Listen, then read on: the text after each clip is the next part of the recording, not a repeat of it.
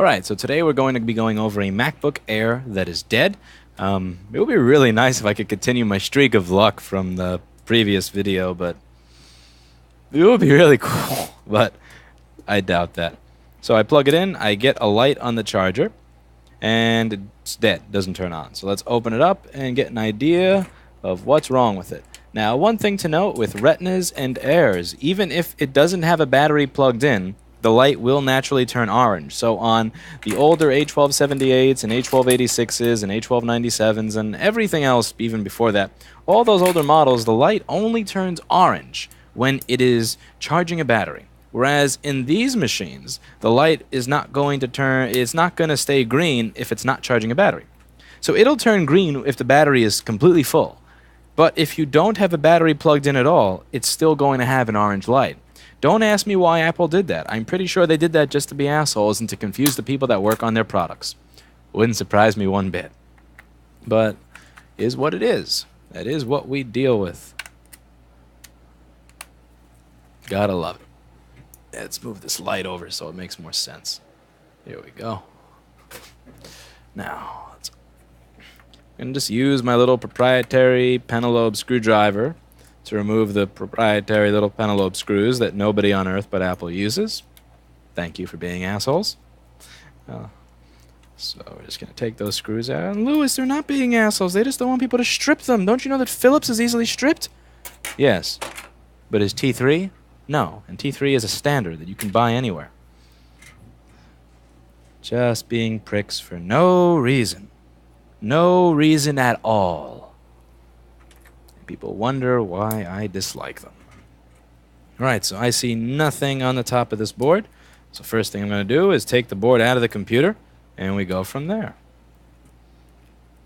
This means first thing to do is unplug the battery. I take every screw out besides the screw that holds the fan onto the board, because I keep the fan plugged in, because if I fix it and the fan spins, that means that usually I fixed it. So I like to keep the fan plugged in as my indicator as to whether I've made some progress. If I see the fan spinning, I've made progress. Even if I see the fan quarter spinning, I've made progress, but I really don't like when that happens. We just unplug all this junk.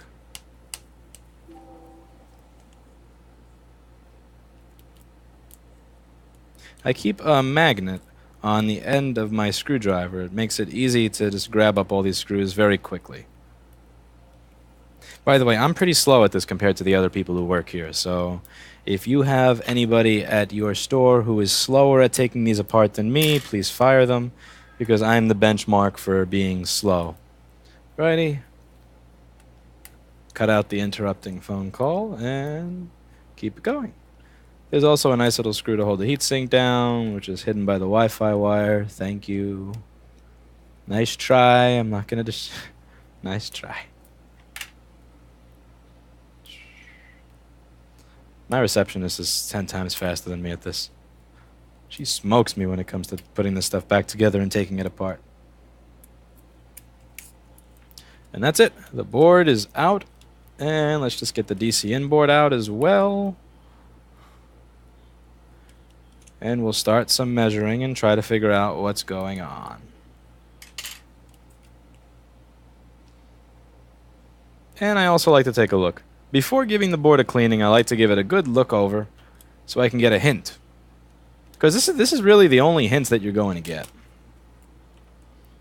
Once you ultrasonic it, your hints are usually gone. So I take the machine that I'm working on and I put it over here on the side desk. Now let's take a look at the board under the microscope camera and see if we can get an idea of what went on and where.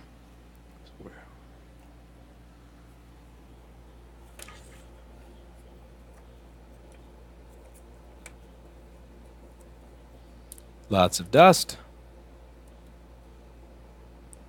Sometimes there's water hiding by connectors. So let me know if you see banding. I think I fixed it, and by fixed it I mean I didn't do anything and it magically disappeared, so I'm taking credit for fixing it.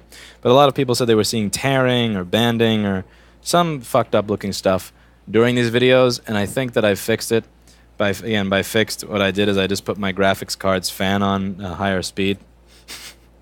And this is Also, I'm not using Windows 10 for recording anymore because it was stopping the recording in the middle constantly. Like Open Broadcaster and Windows 10 were not getting along at all. Aha! See a little bit of green? That's my indication of liquid. Da-ding! So something happened there. Now let's see what the other side of the board in that area looks like. It's my only hint. And it leads nowhere. No. I don't care about the keyboard backlight circuit. I don't give a fuck. I want it to turn on. That circuit is worthless to me right now. It means nothing. Now, this really looks a lot better when it's not doing the banding shit and the tearing. Before it looked the same way that it looked when I tried to use VA API on Linux to use the Intel integrated graphics on my laptop to, as hardware acceleration for video decoding. Oh my god, what a buggy pile of crap that was. Awful. Is that what I think it... Please tell me that's not a bug. Is this a bug? I'm not sure what that is, but I don't know what that is. I'm just kind of glad that I got gloves on. Like, what the fuck is this? Like, this is kind of like... It's black eye is on the left. It's right eye, black eye is on the right. This is kind of like its antennae. That's like its separate antennae, like one there, one there.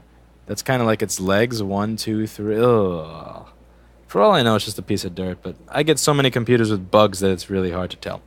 So let's see if it turns on when everything else in the machine is disconnected. That would be hope number one. That would be really cool. So I plugged it in. I get a light, and the fan is spinning. Well, there you go. It's going to turn on, off, because that's what these airs do. So now I have to figure out which liquid damaged part of the computer is keeping it from turning on. Because this is very often the case. Very often, something got liquid damaged inside the machine, and it's not the board. So let's see what that is. So I'm going to start plugging all of this stuff back in until I find the component that is actually causing it to not turn on.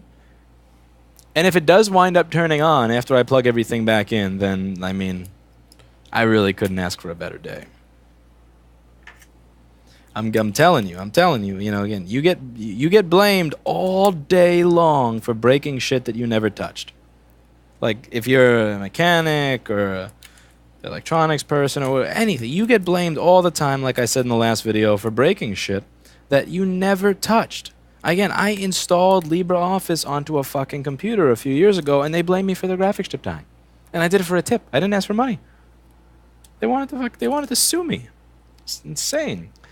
So it's just one of the, man, you get blamed all the time for breaking shit, but does that, this is one of those things here. Like, if I am supposed to get blamed for all the things that I break, that I never touched, that I supposedly broke, that I never touched, does that mean that I get to take credit for fixing shit that I never fixed? It's a paradox. I don't know. You tell me in the comments, what do you think? If it's okay to blame people for breaking things they never broke, is it okay to take credit for fixing shit that you never fixed? For me, it's kind of hard to do that. Because here's the thing, like, karmatically speaking, it's gonna. I always kind of feel like it's gonna come back to me. Like, I feel like if I were to do that and say, yeah, look, that something's gonna go wrong with that. Like, something is gonna blow up the next day and ruin their data and whatever, and just out of karma for me, and then I'm gonna get blamed for that.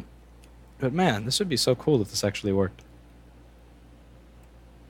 So I'm gonna plug everything back in here into this machine that was completely dead, 100% dead, and we're gonna start taking things off one by one. But I feel like that's just gonna be a waste of time. I strongly believe that this is actually gonna work perfectly fine, just to screw with me. Just to make me feel like an idiot. So everything is now currently plugged back in, except the Wi-Fi and the battery. Let's get the Wi-Fi there, back in. Be careful when you're touching these Wi-Fi things, by the way, particularly with do-it-yourself messes. So these Wi-Fi antennas and the webcam cable on the older machines, they break if you look at them the wrong way. Now, the issue here is it's kind of like hot potato if you're dealing with a do-it-yourself mess, or you get something in the mail in a bag or a box, with all the parts separate, is that it may have not actually been broken, But it's kind of like hot potato. It's not broken right now. It's hanging on by a strand, and it's just waiting for the next person to touch it. And once the next person touches it, even not even just like to pull it out, just to like use the tweezers from the connector end to pull it, it's going to come apart, and you'll get blamed. So when you see that stuff, just don't touch it at all. So I'm going to plug it in. It's still dead. Good stuff. Okay, so I'm not losing my mind.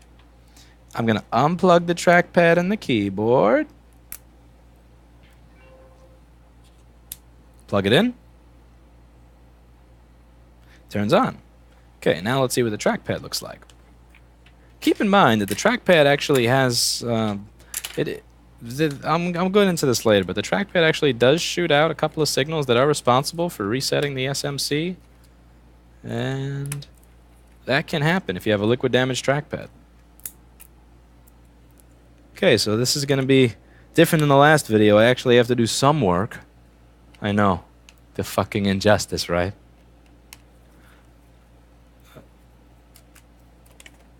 Yeah.